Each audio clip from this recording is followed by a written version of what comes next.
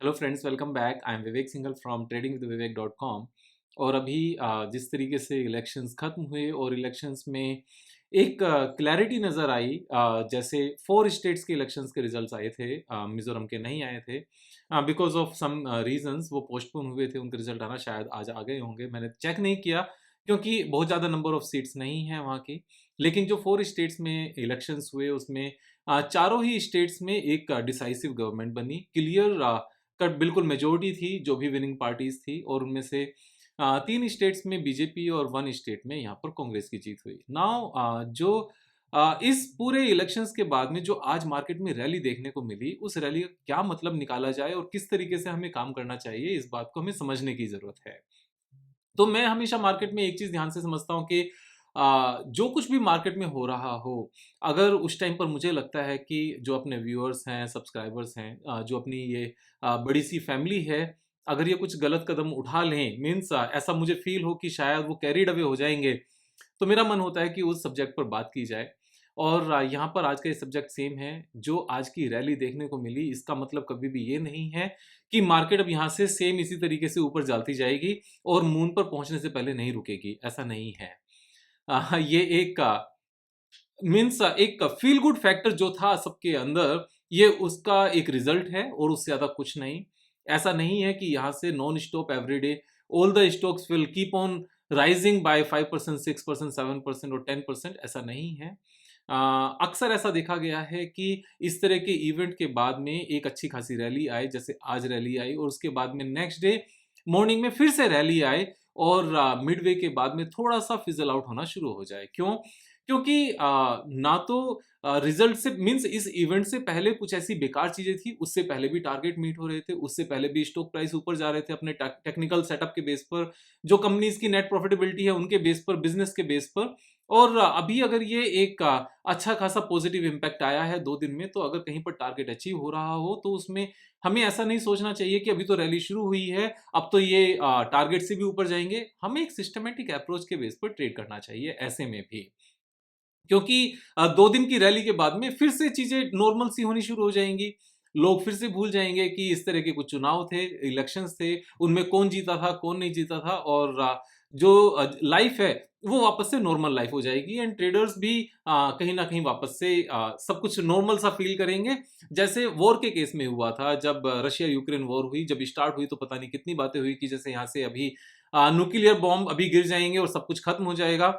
लेकिन अभी तक वॉर खत्म नहीं हुई, लेकिन उस वॉर को सब लोग भूल चुके हैं। सेम ही अपना जो फ़िलिस्तीन के अंदर जो हमास है, जो गाज़ा पट्टी है, वहाँ पर जो इज़राइल की वॉर चल रही है, उसके साथ में भी इसी तरह की बातें हुई थी कि अमेरिका ने अपने जो बड़े-बड़े लड़ाकू विमान हैं, वो भेज दिए, और बाकी सी रूट पर यहाँ पर मीन्स पूरी नेवी भेज दी है, ऐसा फ़ील हो रहा था। तो वापस से सेम चीज़ें हुई। अभी भी वॉर चल रही है, लेकिन लोग भूल चुके हैं। सेम ही अभी यहाँ पर भी है। ये इलेक्शंस का भी जो एक अंदर से उतावलापन है, वो जल्दी फिज़ल आउट हो जाता है। यहाँ से अभी आज रैली देखने को मिली, 1-2 दिन हो सकता है रैली देखने को मिले, लेकिन फिर से सब कुछ नॉर्मल हो जाएगा। तो ऐसा मत करना कि जो स्टॉक आज 10% ऊपर गया हो, कल को फिर से वो 5% ऊपर खुले, तो कुछ मत देखो बस उसके बाद में कि भैया मैं नहीं देखूँगा बिज़नेस, मैं नहीं देखूँगा फाइनेंशियल एनालिसिस, और ना ही मैंने यहाँ पर टेक्निकल चार्ट पैटर्न देखना है। ये रैली छूट जाएगी मुझसे, तो कम से कम अभी तो पकड़ लूँ, 15% ऊपर ही सही, जब और 10% होगा उसके बाद निकल जाएँगे, ऐसा नहीं करना। हमेशा एक सिस्टमैटिक अप्रोच से ट्रेड करना चाहिए। मुझे काफ़ी तरीके से फीडबैक आते हैं, व्हाट्सएप से भी आते हैं, जो अपने पुराने ऑनलाइन स्टूडेंट्स थे उनसे भी आते हैं, जो ऑफलाइन स्टूडेंट्स थे उनसे भी आते हैं। अब ऑफलाइन बैच के जो कुछ ग्रुप्स थे, वहाँ पर यही बातें चल रही हैं, विवेक भाई हमें भी मिड कैप, स्मॉल कैप में कुछ बातें बता दो, कुछ स्टॉक्स बता दो, जहाँ पे हम भी फास्ट तरीके से पैसा बना सकें। मैं उनको यही कहता हूँ कि 2-3 स्ट्रैटेजी पकड़ो 20-30 ईयर्स के लिए, और जो एक लिमिटेड लिस्ट ऑफ कंपनीज में आप ट्रेड करते हो, जो सिखाया हुआ है, समझाया हुआ है, वैसे ट्रेड करते रहो। लगातार उसी तरीके से बात बनेगी। तो मैं आप सबके सामने भी यही बात कहना चाहूँगा जो मैं खुद करता हूँ। कभी भी किसी भी इवेंट के चलते, चाहे वो इवेंट अच्छा इवेंट हो यानी कि जिसका आउटकम पॉजिटिव हो, और चाहे कोई नेगेटिव इवेंट हो यानी कि जिसका आउटकम डाउन साइड पर हो, किसी भी इवेंट की वजह से हमें अपने सिस्टमैटिक अप्रोच को नहीं छोड़ना चाहिए। हमें इवेंट को सिर्फ़ और सिर्फ़ ऐसे देखना चाहिए कि अच्छा पॉजिटिव इवेंट आया, तो कुछ स्टॉक्स में जल्दी टारगेट हिट हो जाएँगे। अच्छा नेगेटिव इवेंट आया, ओके, कुछ स्टॉक्स जल्दी ही बाइंग लेवल पर चले जाएँगे।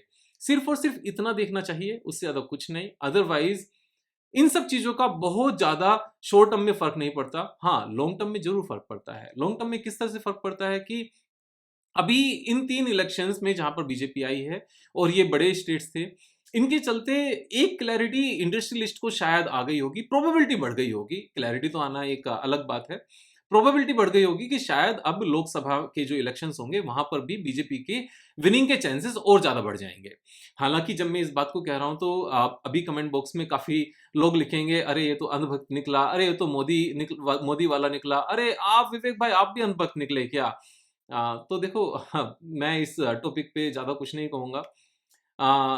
अंधभक्त कहना है अंधभक्त कहो और प्रो मोदी कहना है प्रो मोदी कहो, लेकिन एक बात सोच कर देखो कि कौन-सी पार्टी देश हित में काम करती है और कौन-सी नहीं करती है, वो अनबायस्ड होकर सोचना। और जब आप मेरी वीडियो देख रहे हो, तो मैं ये तो वैसे भी समझाना चाहता हूँ कि स्टॉक मार्केट में अगर पैसा कमाना है सीरियसली, और क्योंकि आप मेरी वीडियो सिर्फ स्टॉक मार्केट से रिलेटेड आपको थोड़ा-सा नॉलेज मिले, यहाँ पर स्ट्रैटेजी सीखने को मिले, बिज़नेस अंडरस्टैंडिंग मिले, स्टॉक मार्केट में कैसे काम करना चाहिए, वो चीज़ें सब सीखने को मिले। तो इसलिए मैं आप स्टॉक मार्केट लर्निंग के लिए ही जब मेरी वीडियो देखते हो और आप स्टॉक मार्केट में ट्रेड करते ही हो, तो इस बात को समझना और भी ज़रूरी है कि हम अनबायस्ड हों।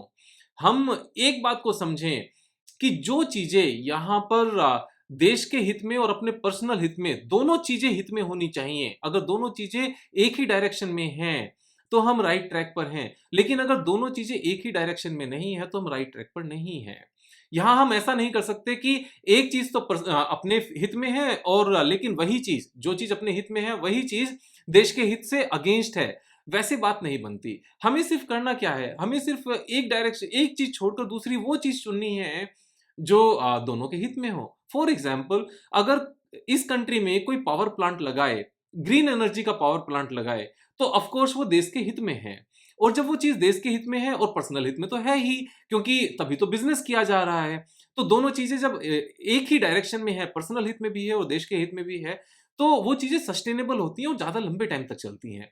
इसी के अगेंस्ट कुछ चीज़ें अपोज़िट होती हैं, जैसे जुआ खिलाना, जैसे यहाँ पर कसिनो की बात करते हैं। कसिनो देश के हित में तो हो सकता है जीएसटी चला जाए, इस वजह से है, लेकिन जनरल पब्लिक के हित में नहीं है। अपने हित में भी है, देश के हित में गलत तरीके से है, अनएथिकली है, सिर्फ़ और सिर्फ़ रेवेन्यू मॉडल से है।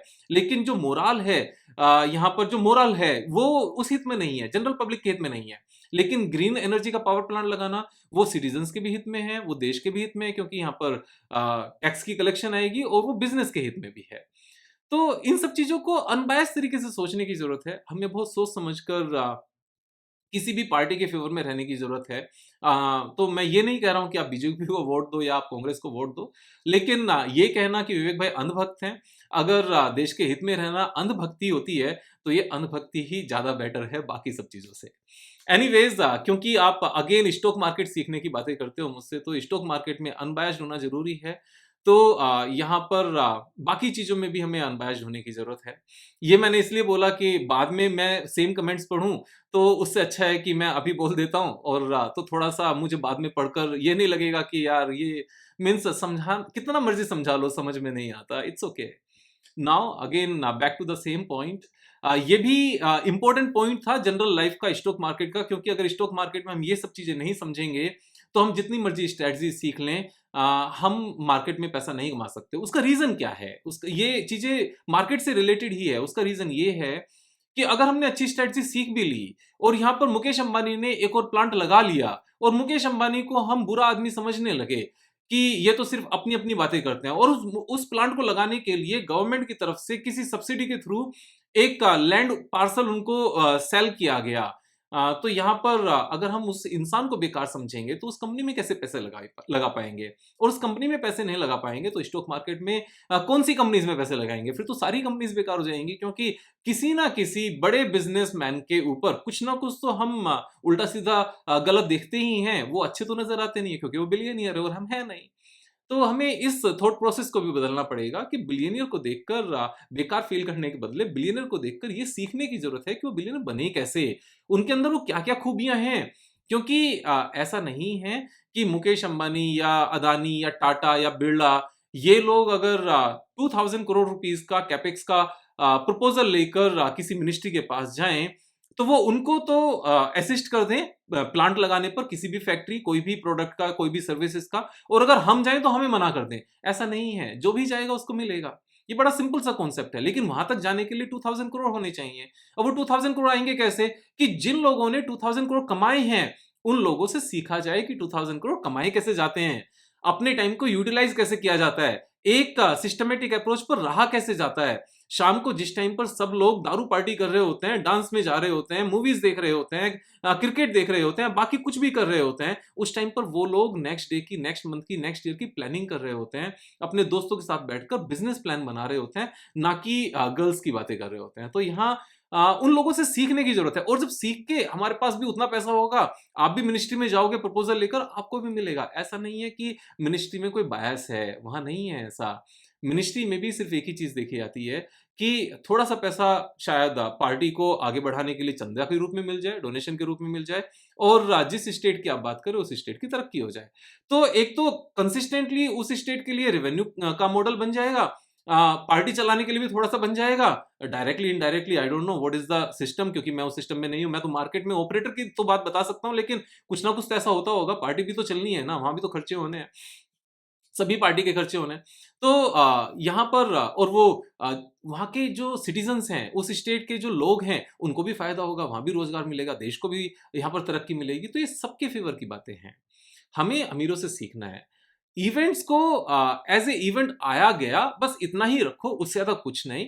एक क्लैरिटी मिल गई है कि लोकसभा चुनाव में शायद यहाँ पर और अच्छा करेगी पार्टी, और क्लियर मेजोरिटी के साथ आएगी, और क्लियर मेजोरिटी के साथ अगर आती है ऑफ कोर्स, तो जो पॉलिसीज अभी चल रही हैं यही पॉलिसीज कंटिन्यू रहेंगी, और जो कंसोलिडेशन का फेज था, इसके बाद जो रैली है वो रैली लगातार चलेगी। जो अभी अच्छे जीडीपी ग्रोथ के नंबर्स आने शुरू हुए हैं 7.5%, ये शायद डबल डिजिट तक हम देख पाएंगे विद इन 2-3 ईयर्स। यहाँ पर इसके बहुत सारे रीजंस हैं, आप कभी बैक टेस्ट करोगे तो पता चलेगा। और जो पर कैपिटा इनकम है डॉलर टर्म्स में, नॉमिनल वे में, शायद नेक्स्ट 10-12 ईयर्स में हम 10,000 क्रॉस करते हुए नजर आएंगे। इसको लेकर मैंने वीडियो बनानी पेंडिंग है, लेकिन आज की ये वीडियो ज़्यादा इंपॉर्टेंट थी, तो उसको फिर किसी दिन बताएंगे, और मीन्स वीडियो बनाऊंगा, आपके साथ शेयर करूंगा वो नंबर्स, आपके साथ दिखा के, उसके रीजंस बता के कि क्यों जीडीपी शायद उतनी नहीं बढ़े, मीन्स 4 टाइम्स ना हो 10 ईयर्स में। ऑफ कोर्स वो चीज पॉसिबल नहीं लगती, लेकिन यहां per capita income dollar terms में 4 टाइम्स होती हुई नजर आती है, करंटली 2500 के आसपास से।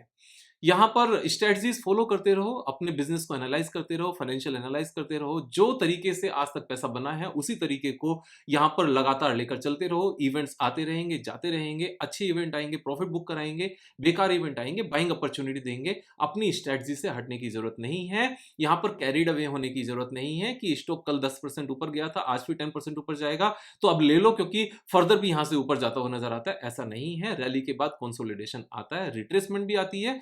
तो या तो रिट्रेसमेंट जिस स्टॉक में हो चुकी हो वहां पर बाय करो, या फिर जो सेटअप बन रहा हो टेक्निकल वहां बाय करो, लेकिन दोनों ही केस में पहले बिजनेस एनालाइज करना और फाइनेंशियल एनालाइज करना।